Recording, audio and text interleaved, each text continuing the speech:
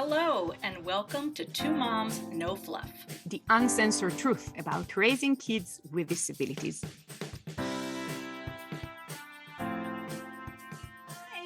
Welcome, everyone. You are here. If this is your first time, welcome. If you've been back many times, welcome to you as well.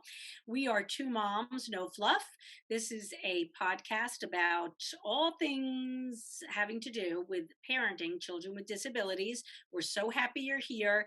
We're all here as part of our own journey to learn things, and hopefully we'll learn things from you. You'll learn things from us.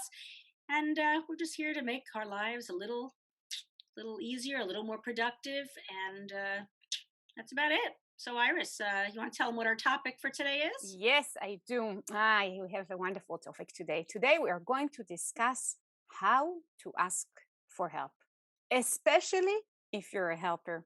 And this whole episode, I think, is dedicated to my friend here, Alma Schneider, because if there's a helper in the community, this is she. I am telling you, Alma is the type of a person that sees the need before you actually asked for help. And she's already there with the ready-made dinner, with some groceries you didn't ask for, but she knew you wanted to buy. She would think about you while she's doing things for her family in case you might need the same service, ID, or experience. And very sweet, but right back at you, helper. I am telling you. Okay, Alma is in a league of her own. Thank you for the compliment, but let's put things in proportions. If I could help people in the magnitude that you do, well, it's different, and that's what we're going to be talking about, right? That there are different ways to help, and different people who we go to in our life for those different kinds of help. So I do the food thing and a couple of other things, and you do research things, and so we all have our fortes. I'm actually the one asking for help, and Alma is the helper. Let's agree on that, and we'll have a session in which Alma can tell us a little bit about how even she, as a person who's addicted to helping others, sometimes needs help, and how she approaches that. That's and I need a lot of help, Iris. I need a lot of help. And I can tell you, everybody, that I basically kind of flipped sides from a helper to a person that constantly needs help, basically the day that my daughter was born, because at her birth, I was also really badly injured, something that is called complete pelvic girdle separation. And I was in a not so good shape. And everybody that knows me, yes, everybody that knows me know that I have kind of an obsession with attachment and the bonding and everything that had to do with the early hours and days of a newborn baby was very important to me. And I researched way before I had even plans to get pregnant about kangaroo care and the incubation of premature babies. And even though my daughter was not premature, she was rushed to the NICU and was put obviously in an incubator, and I couldn't rush to the hospital right away. And it was the first opportunity that I really, really relied on other people to help me. We basically, my husband was with our baby the first few hours, and I had to call family to come to the rescue. And I guess, how do you call it? An airplane train started arriving. I had my family come from, my sister practically came from Thailand. My mother came from Israel. My brother came from North Carolina. We were back then in California, and they all flew in to take turns carrying my daughter on their chest, bare skinned. So she has the skin to skin contact, and the few hours that I was physically capable of being there with her, I did it myself. But the other time, I relied on the help of others. And this is something that I am really, really appreciative of till today. And telling them, this is what's important to me right now. Can you come? Can you do it? Or can you make it happen? And they did. So that must have felt so good that they responded immediately, there to help you and support you. How did it feel when you asked them to come? Were you kind of reluctant to ask them because you didn't know if they were going to say yes, or Were they planning to come in anyway when she was born? Well, my mom did, yes, but everyone else, it was a spontaneous kind of to the rescue. Here we come because they're Oh, such that's good nice. people. But basically, I think that that was one of those situations. It's like when push comes to shove, this was, I had to ask. I was like totally kind of in despair. And, Mm-hmm. and I asked, and after that, I continued the track of like a few months of being myself, physically incapable of doing so many things. And I needed Yeah. constant help in caring for my baby and caring for myself. I literally had Mm-hmm. to have someone change my diaper. So it Wow. was like a really bad situation physically for me. But what a new experience, and it's something to learn from for all those years coming of parenting a child with special needs. That was an education. Even the experience of sitting in a wheelchair taught me quite a lot.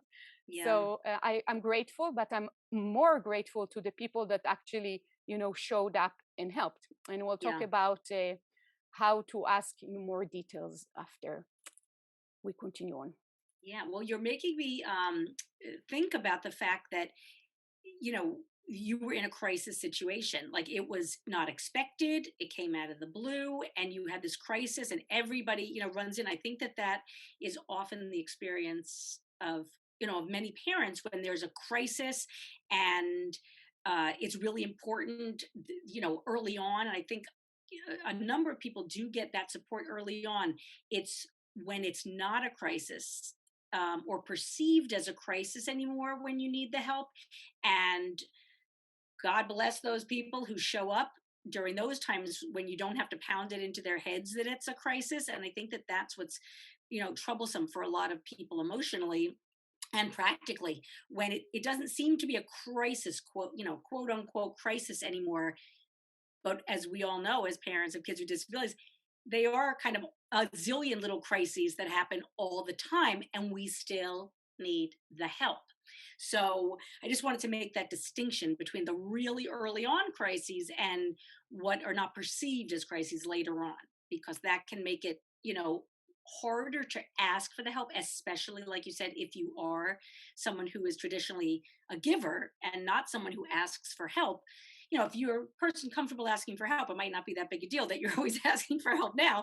But if you're someone who considers yourself, independent and you can take on everything, you do a lot of different things and you're very capable, that's kind of your identity. And so to go against that and ask for help can be really tough and make us feel like we're weak, that people will perceive us as not being capable, but mostly for ourselves that we're not capable. So let's, I'd like to talk about some experiences, that I know of for when the kids are a little bit older. Um, Mhm. that might not be as obvious as, oh my gosh, my baby was just born and I can't move. Yeah.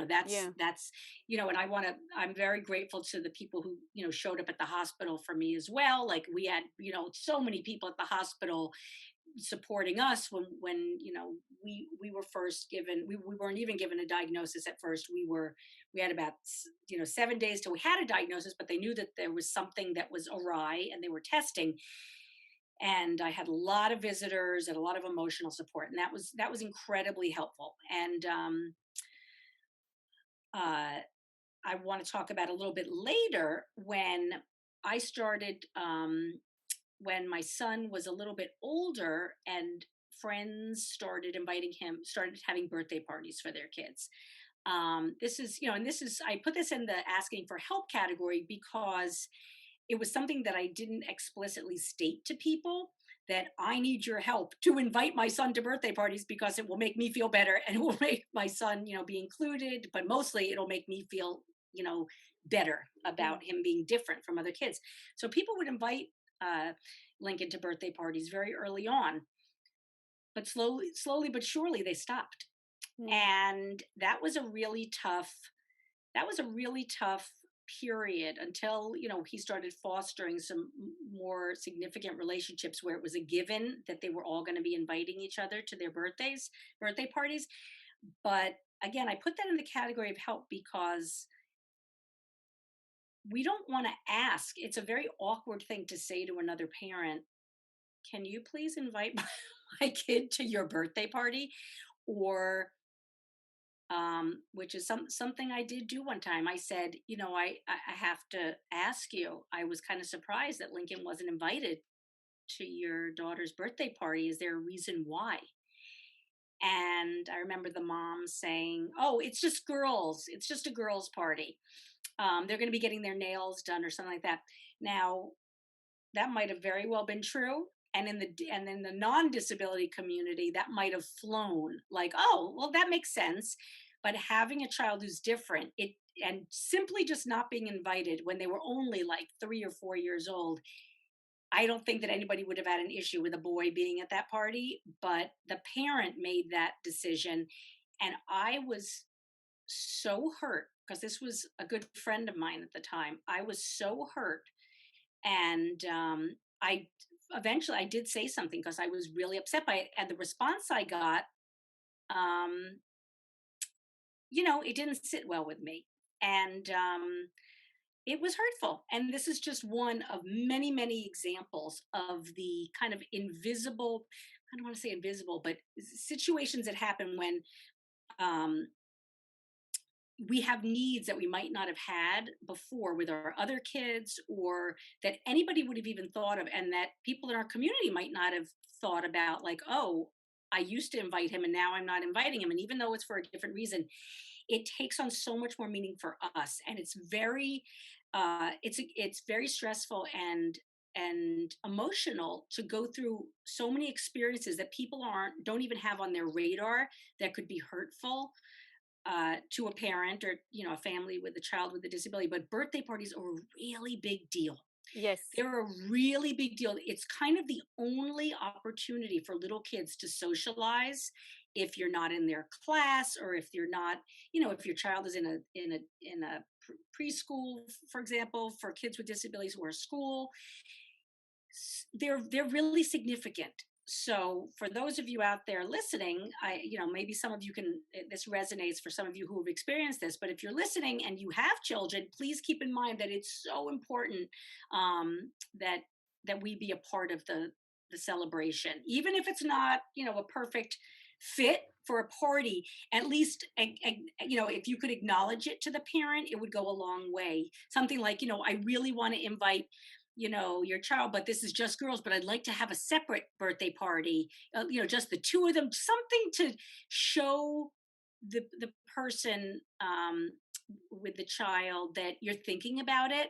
And again, this is a lot to, it feels like it's a lot to ask, in the sense that this isn't intuitive, maybe, for a lot of people who don't experience having children with disabilities. But it really is. It's one of the early difficulties of having a child with a disability, being excluded. Yes. The birthday party situation. So Definitely. Again, it's not a matter of asking for help, but it sort of is, because it's saying, I need your help to include my child. Yeah, I can't come up with my own imaginary group of friends for an imaginary birthday party. I need you to actually be there for us. Yeah. Yeah. The birthday parties, I, Alma, have a confession to make. You won't believe it, but I once really cut ties with a friend because my daughter wasn't invited to their daughter's happens birthday party. all the time. It happens all the time. I am not proud, but as you were saying that story, I'm just like, I'm remembering something from our very far past. But you're right, around that same age, like 4 years old. And there's really no reason, because the kids themselves don't mind the disability at those ages. Right. They're kind of going with the flow, with whatever goes on. It's just the challenge is usually for the parents around those times. And it just, it's very sad, but I hear your pain. I've been there too. Yeah. And I was just telling you the birth kind of story because it was really the gunshot to open like years long of being in need, a situation that I was not familiar with before. And as both you and I know, being in a helping profession, in both our cases, it's counseling, and specifically like social work, it's and rehabilitation counseling. At the end of the day, it's such a transition to be in that position that you don't just randomly here and there need help, but you're constantly in need of Yes. help in Yeah. so many different arenas. Yeah. And I want to mention to whoever is watching us now, there is such a stigma in our society about being in need, like Yes. something is wrong with that. And this is also a part of, I think, the difficulty of accepting people of different abilities. It's like, that's okay. You would need help, even if you're, I don't know, fully capable. Mm-hmm. One day you might injure yourself and need help. It happens to the best Yeah. of us. Yeah. And needing help is a part of human condition. We won't be able to survive without the help and support of one another and having a Yeah. community, and Takes a embracing that. village. Takes a village. Exactly, embracing that, and kind of really understanding that this is why we are here for. We are, as a humanity, we need to be human and help each other. And I think that there's shame about, oh, I'm a functioning adult, I can't ask other people to help, what would they think of me? That kind Right. of stops people at their tracks. And also, it's like maybe the sense that you lost control over your life circumstances if you need other adults to kind of Yes. intervene and help you. But I Mm-hmm. say to the contrary, if you're on top of your act and you know what you need and you're brave enough to call someone for help, that means that you still have a plan, you still Mm-hmm. take charge of your own life circumstances. And even though they're hard and difficult and might be more complicated than others, you're proactive and you're creating a better scenario for yourself and for your child. Something to think about. I always tell people the strongest people know when they need to ask for help. You're aware and you need to get things done, and you are in control when you ask for that. Oh, there's so many stories, Iris. Another one I was thinking about was, um, once our kids get out, I'm going sort of chronologically in my mind, thinking about the different time periods of needing help. Having a child who cannot be left alone for, a variety of reasons. It could be medical, it could be behavioral. Um, it costs a lot of money to get babysitters. It really does. And, we do it sometimes, but we also, we have to be conscious of, we're always thinking like, oh God, is it worth it for me to go to a movie? Because if I go to the movie's going to cost money, and then it's going to cost this much for the babysitter, and you end up spending $100. So a nice thing to do is to, um, ask a family member or a friend to watch your kid. So again, that's another example of asking for help. At an age where other kids might be on their own, they might be 13 years old, but our kids cannot be left alone. And I always think about it as, the chips. Like my husband will say, like, why don't you just ask so and so to watch him or whatever? And I'm like, I can't use up our chips for that. Like, the chips need to be used for, and I'm not talking about potato chips. I'm talking about, like, the chips, like the chips, like the poker chips. Like, I can't use up those chips unless it's an emergency. This is not an emergency. So we might not end up doing a lot of things that we'd like to do because we don't want to use up the chips, because we don't want to become a burden for people. And we only want to use up those chips when it's an emergency. However, I will say there are ways around that. So, something that I've started doing with my friends is having a little co op system where, so that we don't feel like we're burdening each other, we are making it, more or less equal, where I will go to their house and stay with their kid if they want to go out, and I will ask them to come and stay at my house and hang out at my house with my kid if we want to go out, so that way we're not paying a babysitter. We can feel confident that our friend who knows our kid's situation is able to stay, if that's possible with your kid. um, and that's one way to deal with those asking for help, but it's another way of asking for help, but it's not saying, it's not all one-sided. it's Yes. it's we're both helping each other by doing that. And again, this is if, and it doesn't have to be two people with a child with a disability. It could be babysitting, for a Yeah. typical kid, but they're just staying, at my house. But that's one way to deal with the asking for help. Another thing that comes up with us is every once in a while, my son gets off of a bus, a minivan from his school. They drop him off, and if I'm not home, if I'm a little bit late, For those of us who have kids in this situation, you know what I'm talking about. There is a panic if we feel that we're not going to be home in time, if we're going to be a few minutes late and our kid is going to be let off the bus, or the bus is going to be waiting because nobody's home. So asking for help in that situation is something that can be awkward as well. Do you think you can go to my house and, wait in front of my door, or I'll give you the key, you wait inside? People are busy. We don't want to ask, but people have asked me to do that. I've been more than happy to do it for them. And just, I think a good rule of thumb is to think, would I do this for someone else? And if your answer is, of course I would, then I think that we should feel comfortable asking that other person. Not everyone is able to do that because of their own schedule. So obviously, we're not going to ask the person who we know has serious plans every day after school. We're going to ask someone who we know happens to, maybe work from home, and they can have a flexible schedule. But I will also say that even people who are really busy, but who are really close friends, those might be the people you ask, because you know that they will be the people who will, without missing a beat, will say, I'm there. Yes. So asking, you A got to busy feel person. ask You a need busy help, person ask to a get busy person. exactly. And that's true. And we all have, hopefully we all have people in our lives who, before you even finish the ask, they say, you got it, I'll do it. One of the hardest things is when we ask for help. And I do believe I'm speaking for many, because I've had this conversation with many people. When you ask for a favor having to do with your kid, and there's a lot of hemming and hawing, like, oh, I don't know. Maybe next time. Yeah, I just that what I like to do when someone asks me is say, I totally want to help you. I'm gonna figure it out. I'm gonna figure it out. Because that's tough also, because nobody wants to ask for help in the first. Most people don't want to ask for help, and then when we're met with a response that's like, and they might just be figuring out their schedule in their mind, it's not that they don't want to do it. And this is a nuanced thing, this is a small thing, but it does have an impact, because it makes the asker feel uncomfortable about asking. So hopefully we all have people in our lives who are like, yes, like the yes people, like, I'm there, I'll figure it out, even if I have to bring my kid, I'll do it. And that's, oftentimes there's a way to do something, but when we're met with like, I don't, so we need to think about who we're asking.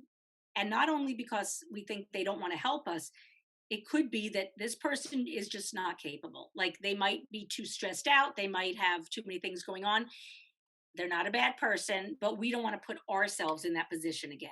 Um, Unless this was like a one-off where they, so understand what I'm saying? Am I making sense here? Yeah, you are making sense. And Okay. I want to say something. We kind of spoke about it ourselves once, that once you have a child with complex needs, Mm-hmm. it's kind of an odd situation in which it seems like suddenly all the masks are off from all the people in your life, and Mm-hmm. you really get to know them so well suddenly, good or bad. Yep. And I always say that the best people in my life, my daughter brought into my life in a Yep. way, or Mm-hmm. they were already there, but she helped us see the best side of them. And Yes. I'm so grateful. Like, we couldn't have done it or couldn't have made it this far and have such success with our daughter without the help of others. Like, Mm-hmm. this was a mission impossible for just two people. And I'm lucky I had a Yeah. husband to I still have a husband to carry the load with me. And Yeah. I'm grateful for that. And I'm also now grateful for having a son that is here. But my family members, the friends, the community members, people that were out of nowhere there and able to help. But in order to see that, and in order to enjoy the fact that people are out there willing and able and happy to help, you Mm-hmm. really need to do some reflection with yourself and some thought about what is going on right now in my life, and ask yourself, maybe, what are the categories in which I need help. And I Mm-hmm. actually, as you like it, I always have a list. I know I might Yes, freak you're you very out. organized. I am. It's very unfortunate, but No, I it's am good. very organized, and I always kind of try to to look and create a list to myself. So really things, for example, going on right now in my life, I am looking for a new gait trainer for my daughter that doesn't have a pommel. And I am looking for a PT and OTs here in Midland, Michigan, if anyone knows, by the way, that do home visits. And I need to hire a new aide, etc., etc. My list is there; it's ready. But the next step is not only to write down the areas and the things, the tasks that you need help with. It's also maybe creating a mind, I don't know, or a list in your mind's eye of the people in your life and organizations that are in your life and in your community, family, friends, whoever, and really thinking about them. Who can help me resolve this and that problem? And see if there is a connection. Like in my life, I have a couple of friends that if I have like a need for medical advice, and not that they're physicians, actually I don't call my physician friends for medical help and advice, but I call these two people, and I trust that they read enough that they would give me a shout out, like which direction I should follow. And I think each person needs to kind of have a mental map of the people and organization in their life and know who to call at what time, because otherwise it's all kind of a chaos of how do I even handle a list that can sometimes be like 3 pages long when you have a new diagnosis and you are just like, what am I doing with all of this?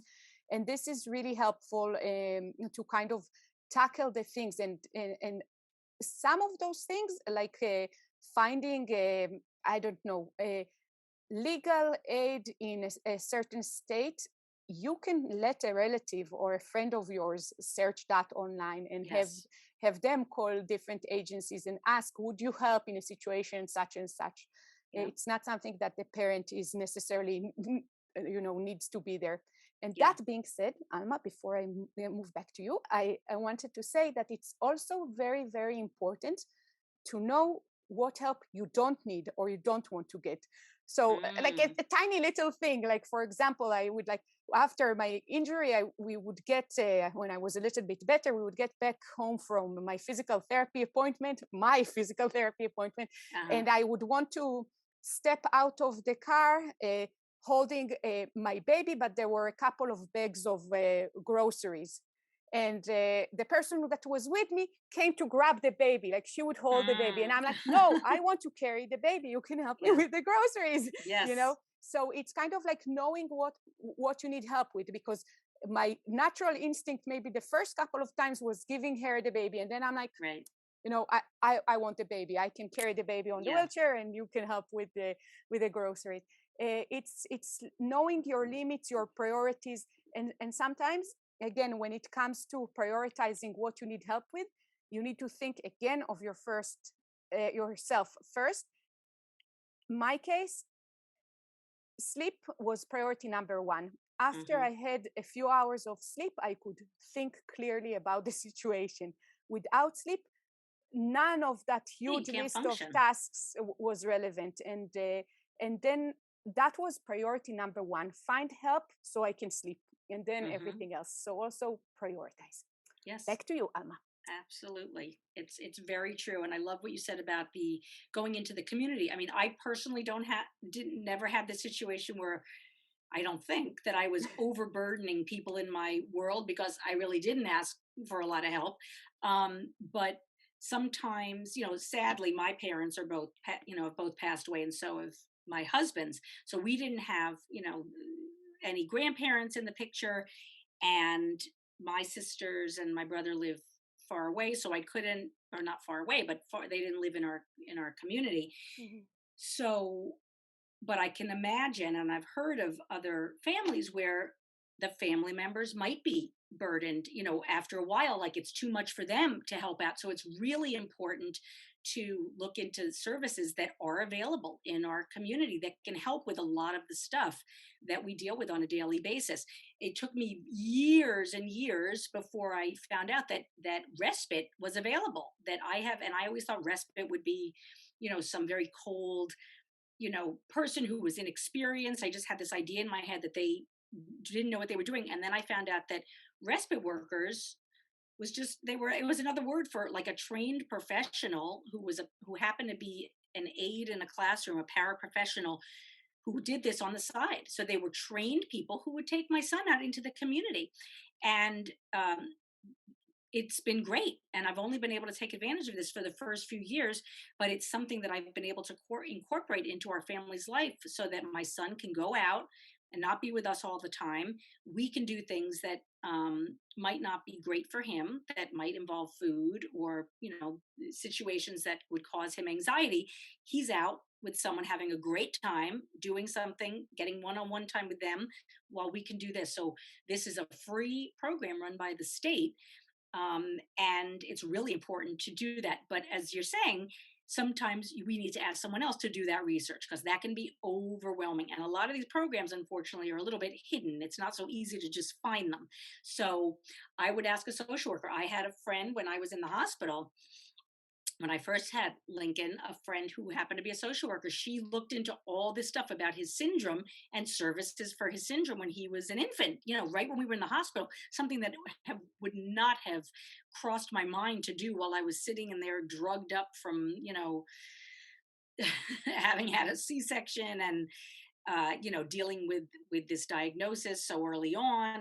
And that was the last thing that I was going to be able to devote my time to. So asking a friend, or hopefully a friend will offer to do that, but asking someone who is equipped for that kind of task. So there are all, that leads me into talking about, the fact that there are all different kinds of help that we can take advantage of in our community, with our friends, with our families. So you have the organizations that provide support for families for different needs.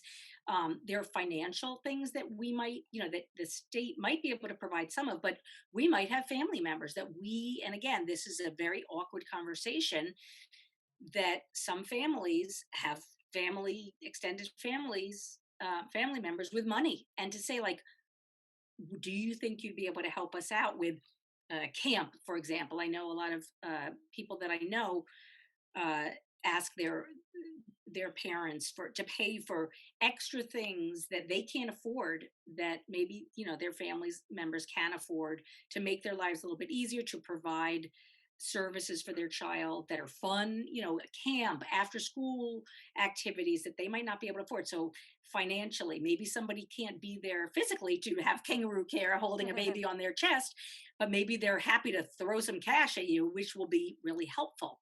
Then there are other ways of help, like we just said, making phone calls for us, to insurance. A lot of people have insurance issues, and we all know how long those calls can take. Asking a friend to do that from the comfort of their own home. What are some other things, Iris, that you could think of? There's some. Yeah, I think the help kind of possibility is endless, and Yes. each family can have their own kind of agenda and routine. I remember that when we had our first baby, we were living in university family housing in Berkeley, California. Mm-hmm. And in those family housing, there weren't laundry machines at home. And being that I was very ecological, I had cloth diapers for my daughter. So even like doing the run, and I was again injured, couldn't quite walk well on my own, doing the run with those bags of laundry to the laundry machine and back was a task. So it's like even little things like that. Oh, yeah. What I used to love about living next to you, Alma, is that you would call me from the supermarket. What do you need? I'm just like, that was very smart and considerate. Not to mention the times that you would show up with you always said meals. No. Yeah, but you would never say, pick this up for me. Why? It's a good question. I think I did say yes to that, but that also goes to show that it's not always the need, but also the sense of support and care. And that was priceless, Alma. Oh, I'm so miss glad. Being your neighbor. Yeah. Well, you didn't need me to do that. You had someone who would go, and you don't forget, you had a supermarket on the first floor of your building. So you didn't really need that. I wanted to mention that at that point in my life, my situation was a little bit better, considering that it was just an elevator trip down. That's true. So that was But you're right. The point is that there are so many little things that might mean nothing to someone to do for you, but that are hugely helpful. So even just calling a friend whenever you go to the supermarket, saying like, can you let me know when you go to the supermarket? Because if you could pick this up for me, it would be great.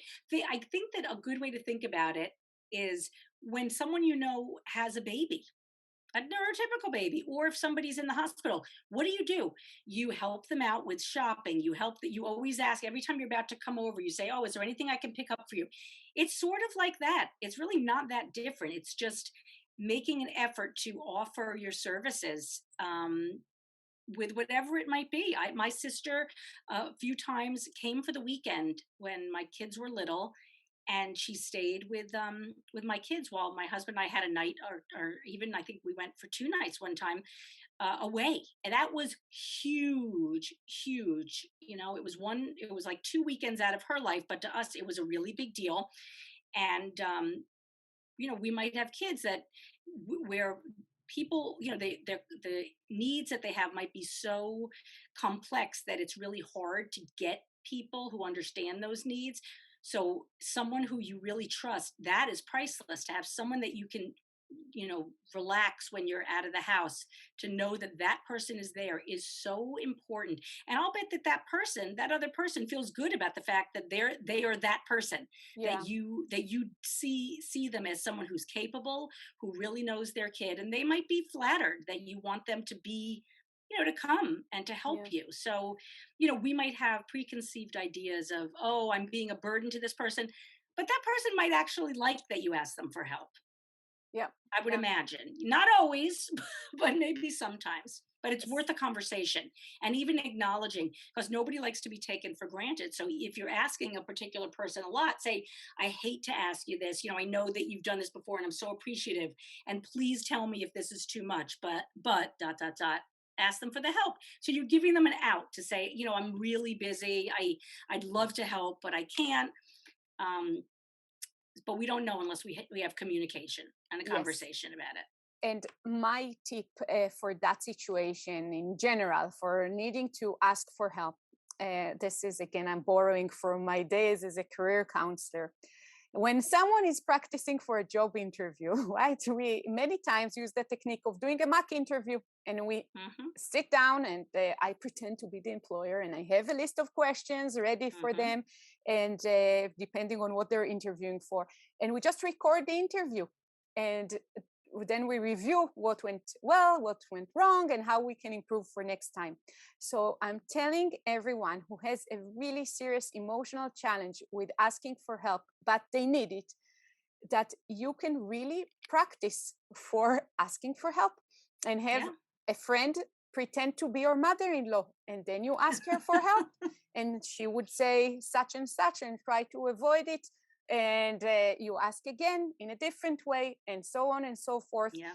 Try to imagine, I don't know, the most difficult person that you need to approach to ask for help, and Hmm. practice with them as a role model in a Hmm. mock interview kind of I think setting, that's so you great. can practice, but nobody gets injured along the way. Yes. You I know can what tell you that I got injured several times. well, we want to avoid the emotional pain of being, because it's a form of rejection. It's a form of Definitely. rejection, and let's own it. Like it is, you feel isolated when somebody says no, or they don't seem like they want to help you. It hurts because it brings up all these things about how we're othered, how we are different and we're a burden, and this life that I have now is too challenging. It brings up so much stuff for so many Emotions, yes. people. It's a lot of emotions. But you just gave me a really great idea that, how when if you're gonna, sometimes when you're volunteering for an organization for whatever, they give you a list of tasks. What are you willing to do? Are you willing to send, do mailings? Are you willing to visit, people at home? Are you willing to do this, that? Maybe if we all came up with a master list, like you said before, about what all of your needs are, coming up with that list and then giving it to your friends and family and say, listen, I got a lot going on. And I had this idea that, there are different ways that people can help. And if there's, and again, you want to give this to people who you think might say yes to at least some of them. You're not going to give it to somebody who, is very self-centered and never helps with anything. You want to give it to your friends because they might say, "Oh my God, I'd be happy to, you know, order these things online for you, or call your insurance company, or set up a play date with my kids, with your kids at this time every day." A lot of, issues come up when we have other kids, when they're siblings, and we have to take our kids to after school programs or anything, classes, and we have the other child that we may or may not be able to bring, or it takes away from the experience of the other child. Having a weekly drop off with your child, or have your friend come to your house, these could all be things on the list, little things that might make your life so much easier. And you're giving them the option to check off, Yeah. all of the above, some of the above, one thing or no things. Yes, yes, and this is something that we definitely should upload on our website as a resource for our listeners.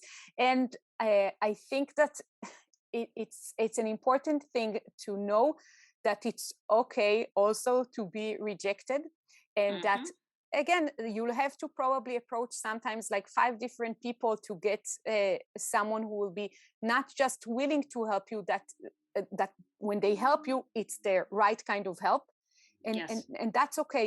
This is a process in which you get to know yourself better, and you get to know your community and your friends a little better. Hmm. And at the end of the day, there is almost like a method to the madness in terms of asking for help and being in that position.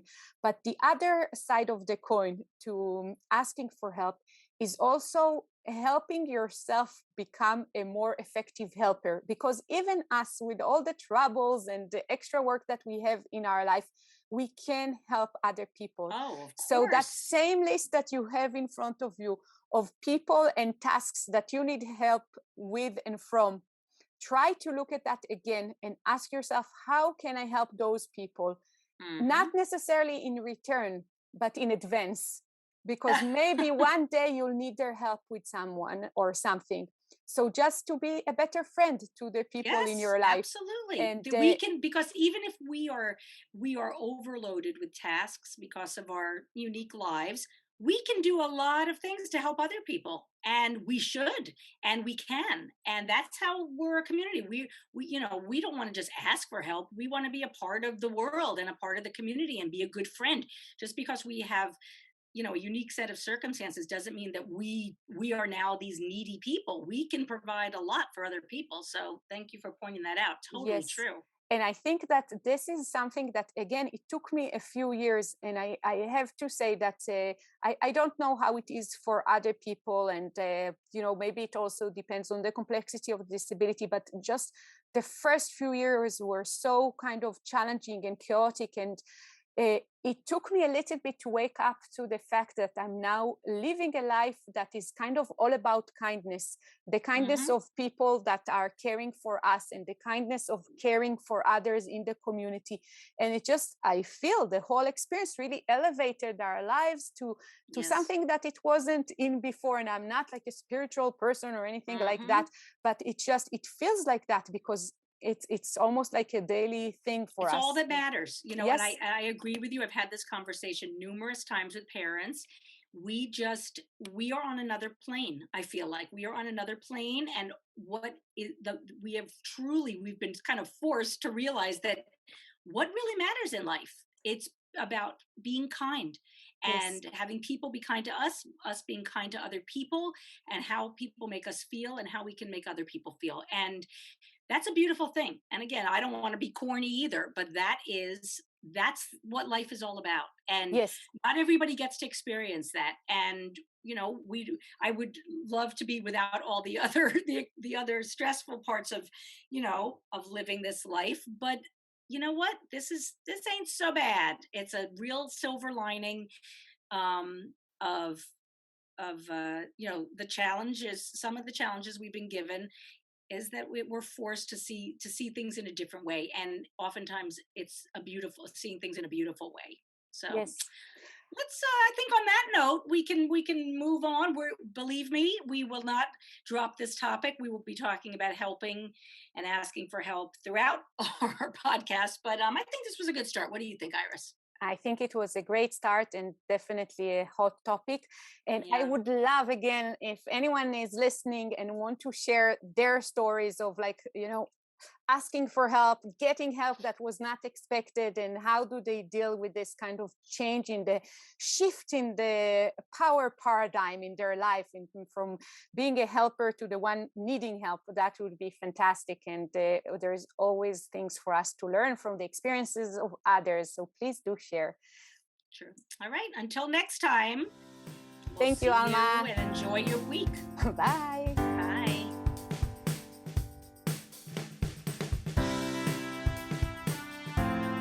For more information, please go to www.twomomsnofluff.com. Thank you.